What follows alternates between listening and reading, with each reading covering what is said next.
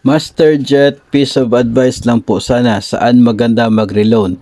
Multipurpose loan or private? No? So tinutukoy po dito ay itong GSIS multipurpose loan o kaya ay sa mga private lending institutions kung ikaw ay personnel ng Department of Education.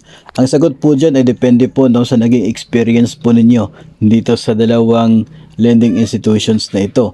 Kung doon kasi sa GSIS, kapag tayo po ay nagre-renew, no, reloan, nagre-renew ka ng inyo pong utang sa MPL, mayroon itong service fee na 2% doon sa gross loan amount. Kapag doon ka naman po sa mga PLIs, ang service fee naman po dyan, maximum ay nasa 6% ng loan amount. Ngayon, dito po tayo sa isa pang deduction na siya pong available sa GSIS. Ito pong advance interest. Kung ikaw po ay nag-apply ng loan ngayon, January 7 at ma-approve ito, for example, January 8, mayroon itong advance interest from January 8 hanggang January 31 kasi yung payment ay magsisimula sa February pa. So yung advance interest na yan ay ikakaltas yan ng GSIS doon sa inyong loan upon application. Walang ganoon sa mga PLIs na wala silang advance interest na deduction mula po sa inyong application kasi tanging yung maximum lang na 6% ang allowed. So yun ay advantage para sa part ng PLIs. Pero doon sa service fee, advantage naman po siya para sa part naman ng GSIS. Ngayon, isa pang factor dito ay yung paraan ng inyong na-experience na customer service. No, pwede kasi na masaya ka sa naging serbisyo ng mga PLIs o kaya ay mas masaya ka sa naging serbisyo ng GSIS.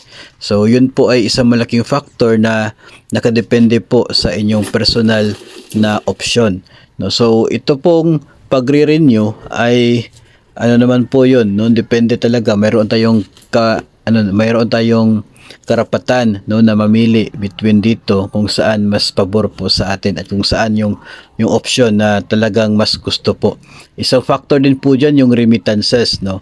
Kasi may mga nagsasabi na sa kanila updated ang remittance sa mga bangko pero delayed pagdating sa GSIS. So isang factor din po yun na tingnan.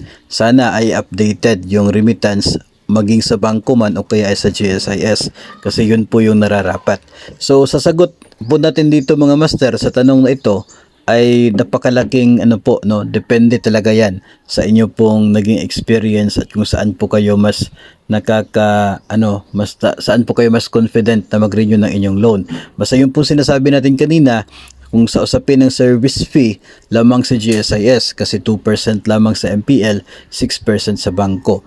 Pero sa GSIS meron po siyang deduction na ito pong advance interest. Sa bangko naman ay walang ganon. Tapos si bangko nagbibigay po ng refund kapag nagre-renew ka.